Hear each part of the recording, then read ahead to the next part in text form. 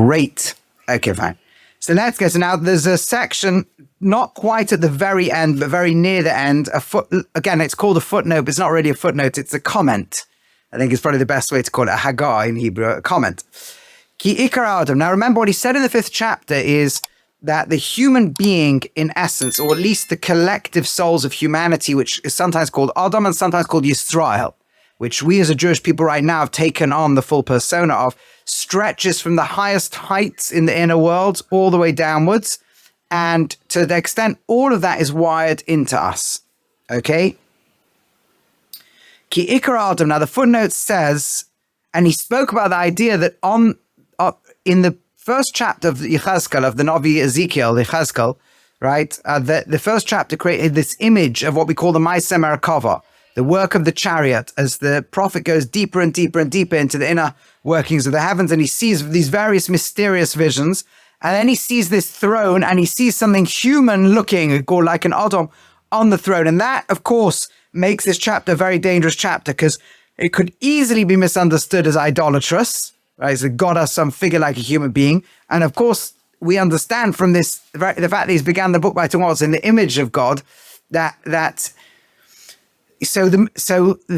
it doesn't mean anything physically like a human being, but he's saying there is a structure to the will of God, if you like. And that structure, that kind of soul-like vision of all of creation that sits above the throne of glory, that itself has an interrelationship of parts. And when it's translated through the different layers of existence all the way down into the physical genetic structure of the human being produces organs, each of which represents one of those inner structures, and put them together physically and spatially, and it looks like the human being. Sorry. Yeah. Sorry. It's just a bit abstract. So we're saying that. So, okay, let me make it a bit less abstract. Let's suppose that at the core of creation, I'm now elaborating slightly more than he said in the text, there is a program that Hashem created called how to visualize things and contextualize things, okay? And then let's say below that is a program of communication.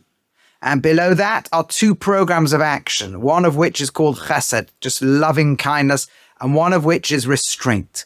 So just like the first creates a context, so we have eyes at the top of our face, if you like. Then you have the communication, so we have a mouth. Then you have the pattern. Based on those 2 they're integrated, so we have a neck. Then they spread out into 2 patterns of action, so we have 2 arms. One is chesed, is loving kindness. One is holding back. So our right hand, which represents loving kindness, will do charitable acts with and many acts with. And it's stronger usually than the left hand, which holds back the right. So I'm giving you examples of how patterns at creation can in fact manifest themselves, and when they're kind of translated down through the world and eventually crystallize into the physical world, we also have a mental framework of that pattern, but we also have a physical translation into the body of the human being. So interesting. So if you would study the will of God and break it into different, if you like, patterns or attributes or whatever it is, you would end up with something that if you tried to draw it out spatially would look a bit like a human being. And what's the practical implication of human being? How does it help our right-handers and Right-handers chesed and left-handers gevurah. The practical ramification is a pasuk that says, "Mipsarei achzeh Eloka," from my own flesh I can see the divine. So one way of understanding is it gives us a way of connecting to and relating to all these things. Because we can look at ourselves and study our interrelationships and understand a pattern that if we abstract it goes much, much, much higher. For example, we have an emotion of love. It helps us relate to the pattern Hashem uses called ahava. We have an emotion of anger. It helps us relate. It's not the same as Hashem's because it controls us, whereas Hashem's doesn't, but it gets us to understand that when Hashem deploys an attribute of strict justice, it could contain a component of if something is so bad, it should be destroyed. Just like when we're angry, we feel something should be destroyed. So it helps us to relate to things. That's point number 1. But what the Nefesh HaChaim is bringing out is point number 2, is it means that we are wired into all of creation. And when we do an act with our right hand, like certain mitzvot you're meant to do, the mitzvahs you're meant to do it with the right hand, it plugs in and ignites and illuminates creation all the way up. And when we do something with our eyes, it plugs into the power of creation all the way up and so on. Wow, okay. That's pretty wild stuff. Yeah, it is. You're right. Okay, now he says, Ki ikara adam hu natua lamala b'shorish nishmasei.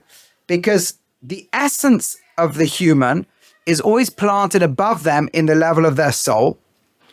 V'lezois nikra guf na'al. Now this is an unbelievable piece. For this reason, the body is called a shoe. In other words, just like the human body, only the very bottom of it goes into the shoe, so too the human soul is like a spiritual, the body is like a copy of the soul. The soul also has a very high part, let's say, the equivalent of its head and face. Then the soul has the equivalent of its arms and has all this body. And the very bottom of the soul of the soul, right, the sole of the feet, right, the bottom of the soul enters into the body like the bottom of the body enters into the shoe. The bottom of the soul enters The body. okay. If you imagine you drew a soul and it looked like a human being, how much of that soul enters into the physical human being? The equivalent of its foot. Yeah. That's what I meant by the soul of the play on words, the soul of the foot of the soul. Yeah. That. Yeah, sorry. Bad joke. Yeah, whatever. Bad pun. Anyway, so yeah. So, yes. Is that from the annotation? That's in the annotation. Yes. The And is that given by? What's that? And is that by? Oh, it's Rav Chaim of Volozhin himself. He writes an annotation on his own text because he's driving a general point across the different chapters. And these elaborations help you really understand how this insight sheds light on lots of other things, but it's not essential to get the core movement of the chapters. It deepens our understanding of them. It's not essential for them. Okay? Over there, with this insight, let me just give you a few points, by the way. You'll see amazing things. The human body is straight, but it twists away at the foot. So imagine you're standing inside the human body, let's say around the ankle, and you look up, and you look all the way, you will see all the way up to the head, right? But if you're standing at the toe and you look back, you won't see all the way up. So the soul, if you like, goes all the way straight up to the top of the soul, but the bit that enters the body is a little bit bent away. It doesn't, if you look back, you don't see all that soul. And that's why in the Garden of Eden in Gan Eden, at the end of the story, it says, when Hashem tells the woman and the snakes, talks to the snake and says, there'll be enmity from now onwards between you, i.e. the force of evil, the drives of evil, and the woman, between your children and her children. Hu yishuvchen rosh, he, meaning the human being, will smite. Now, normally translation is smite your head, and you will smite his heel. But that's not what the pasuk says. It says he will smite or dominate the head, and you, the snake, will dominate the heel. Meaning the human soul going from the equivalent of the head of the soul downwards will be completely in the hands of the human. But the serpent will rule over the bit that goes from the bottom, the heel area. In other words, the part that enters into the body, so the extent to which we think with our body is the extent to which even the spiritual dynamics of it are under the rule of the serpent or under the influence of the serpent. For us to really get out of it, we have to tie ourselves to the part of the soul that is above the body. And he'll tell you later on in this book how to do it in the Sefer. Okay? But now you'll see, so that's why the snake attacks the heel. You see the meaning, it attacks the part of the body that's twisted away. This is also why Yaakov, when he comes out, he's holding the heel of Esav. Because that's the bit that breaks. That's the bit where the disconnect from the soul happens, if you like. This is why, when we do Kedusha, we stand on our tiptoes like an angel. Suddenly we can see all the way up. Suddenly there's no bend anymore. You see? So all of these, anyway. let's keep going inside here. These are just some of the amazing insights. Okay. Over there, you've unbattered this, many other things, like if a brother, if a man dies childless, so his brother is meant to step literally into his shoes and replace him. That's this called Yibum.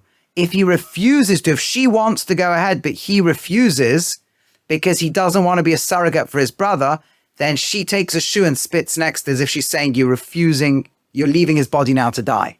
But you see, again, the shoe symbolizes the body, and fitting into the shoe, you see what goes on? There's many, many, many deep ideas that once you understand this, you'll see many things in Torah, and this makes, and it's just like one little line here in the Nefesh HaChaim, and he opens the universe up for you.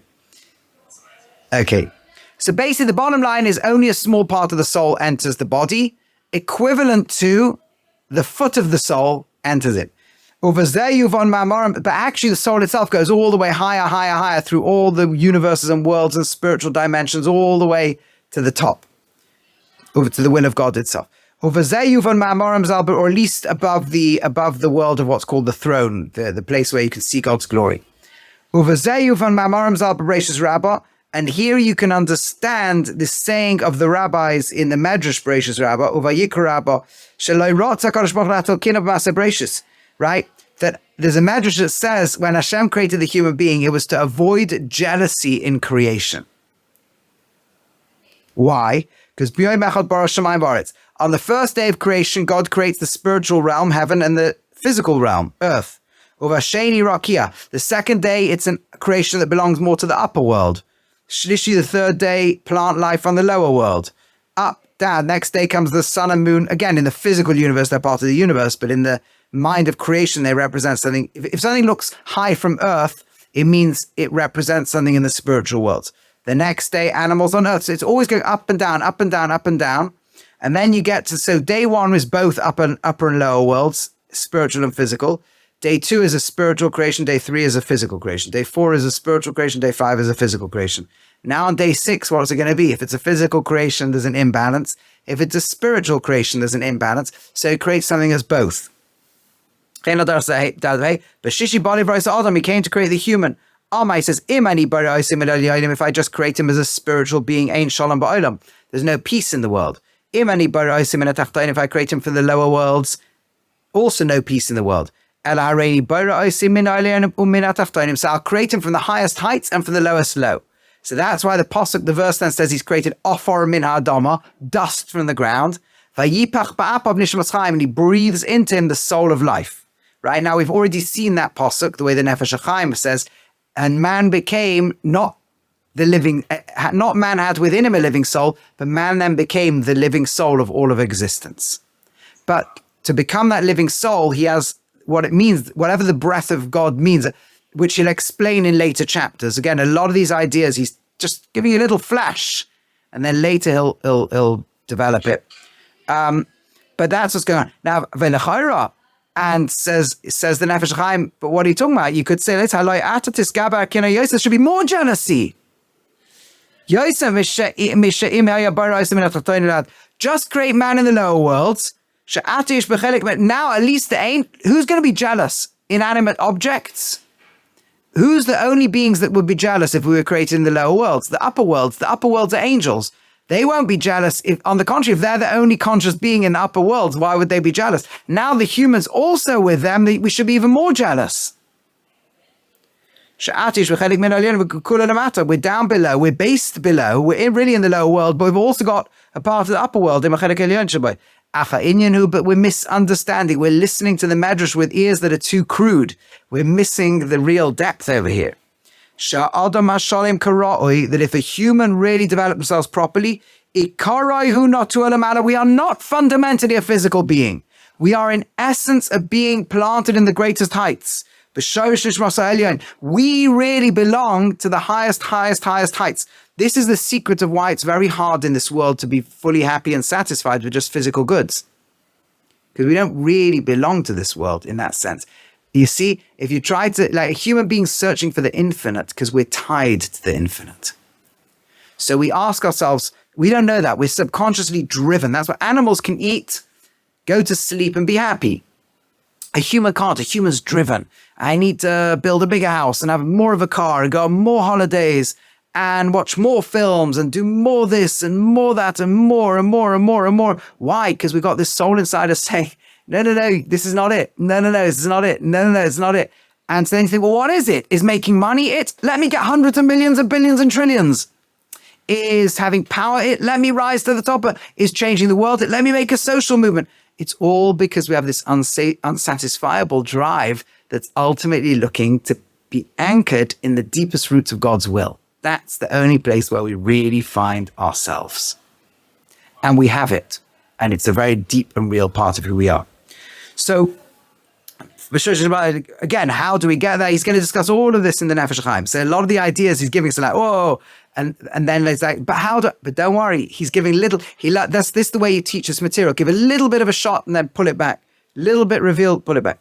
And everything he's revealing is hiding enormous amounts. This is always how it's done. Okay. And this incredible high, sorry, was Ethan, you were saying something? No, okay. Okay. So coming from this great, tremendous height, we come down through all the layers and layers and layers and layers of reality. He says the millions of layers of reality, tens of millions of layers of reality. Until the lowest part of us, actually enters into this Homo sapien body with all its genes and a little bit of a mind that can be a portal to higher things, but only a small amount are we actually conscious of. He quotes the pasuk, the verse in Devarim, right near the end of the Torah, where a portion of God is his people, and Jacob is the rope of his inheritance. What does it mean, the rope? Because a rope, you can see a bit of rope down here and you don't have a clue how high it's tied up above. You can only be conscious of the little bit that enters your vision or enters the room, but you'd have no clue about stuff that's where. So we can only be conscious of what we're conscious of. We're not conscious of the fact, but something way above could be yanking us and pulling us all the time and trying to lift us.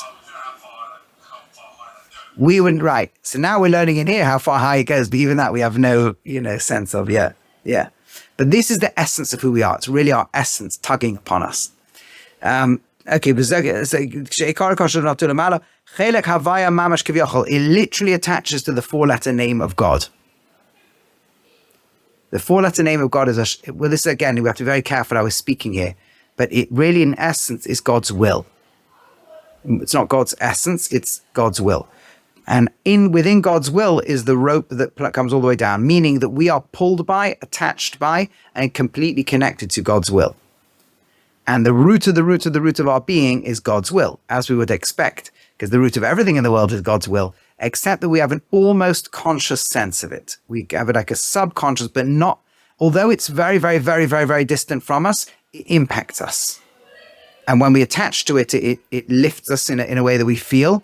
And when we're detached from it, we feel torn. We feel something's, pulling us in a way that we don't want to be pulled. And we get depressed and angry and frustrated and feeling, where is my life going? I'm trying to go here, nothing's here. And I feel like I'm being pulled backwards and forwards, right? And in essence, it's the soul, if you like, saying 1 second, you're connected to infinity. Why are you trading it for a yacht or for 100 million or for power or for temptation for 5 minutes? What are you doing, right? What are you doing? So that's it.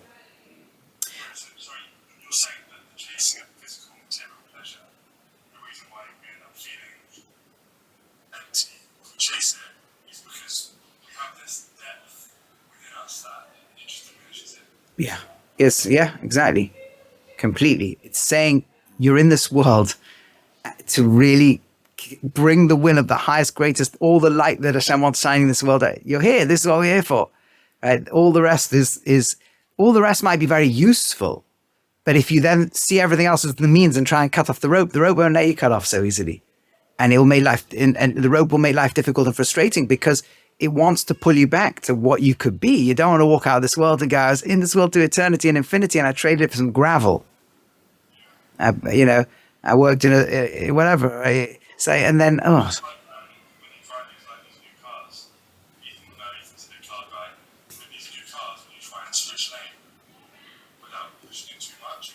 it pulls you back on the lane, yeah. The car.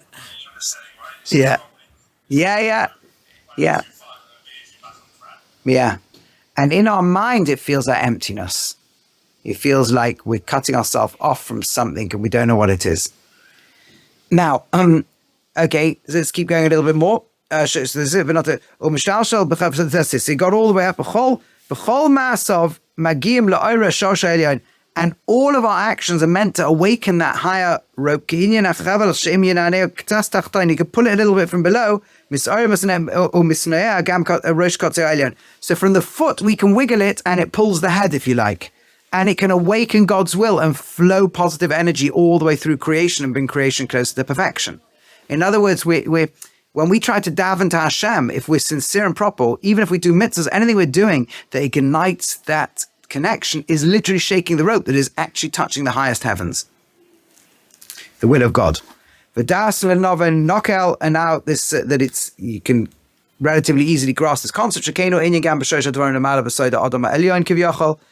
now he's referring to a secret called the Adam Elyon, the higher human. This is already way beyond what we can even talk about, even at the level we're talking about here, and even he puts it in brackets. There's an idea that the will of God, if you like, gets to the pure will, it's a vision of a human, okay? Because God's will is humanity, but it's very, very deep. It's comprised of different permutations of God's name, different lights and revelation. But let's just say like this, the will of God, the core thing of creation is humanity in its perfected state. Let's put it that way. Before the breakdown, yeah, go on.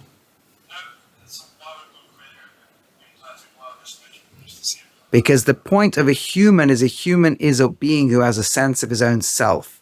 The human is the partner with God in creation. And through that partnership, the human earns a relationship with the creator of the universe. So the vision of a human is the vision of something that actually can sense its own self. It lies somewhere on the balance between God's will, which is reality, and non-existence, which is illusion. And that poised balance creates the possibility of there being no light of God there, and the human completes ourselves, right, by bringing the light of God in. So the human is a being who has to finish the job of creation, finish the job of perfection. And in doing so, the reward, and that is done through bringing the light of God back in, i.e. choosing the relationship with God. And the reward is we are then full of the light of God and the relationship with God.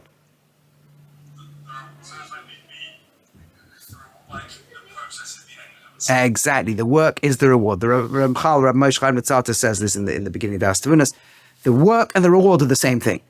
That's why we say schar mitzvah mitzvah. The reward of the mitzvah is the mitzvah. The reward of the connection to God, which is our work, is the connection to God. The reward of bringing God's light into our minds and souls in this world is to have God's light in our mind and soul in the world, basically.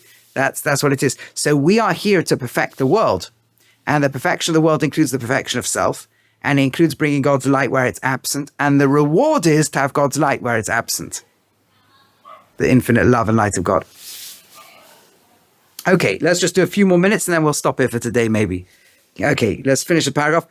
So yes, he quotes the Rabbi quotes the Pasuk, Yitz Hashem Elokim as Adam, how Hashem God formed Adam.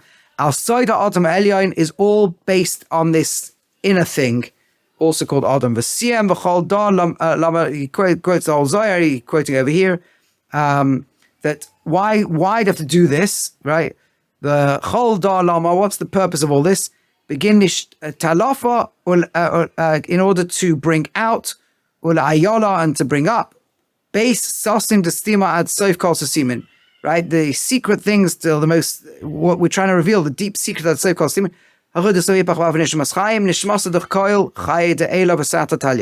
That the basic secret is that the human being is attached to the highest world, to the lowest world.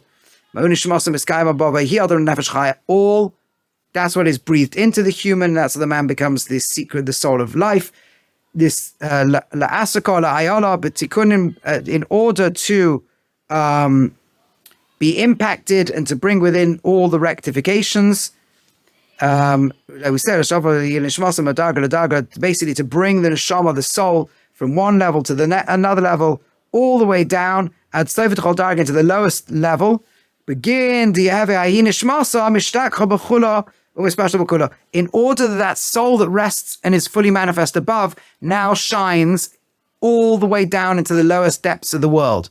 It shines even into the brain of a human that is genetically got bits of reptile in and bits of bird in and bits of mammal in and bits of this and bits of that. And God's light comes and lights up the whole thing. And in the world who are full of cruelty and hatred, God's light comes and shines the whole thing. It's us who are bringing that down. That's because we're tied up there, and we can start to pull and pull and pull more and more and more until eventually we pull and pull and pull, and more of that light comes down, and we pull it till eventually the whole thing is, either you could say we've climbed up to it, or it's come down to here. It's the same thing. The gap has shrunk. And now God's light illuminates everything. That's another way of saying it. Exactly. Yeah. Amazing. So with that, we're ready to enter the 6th chapter, which is one of the big long chapters. Amazing. These things are unbelievable. Okay.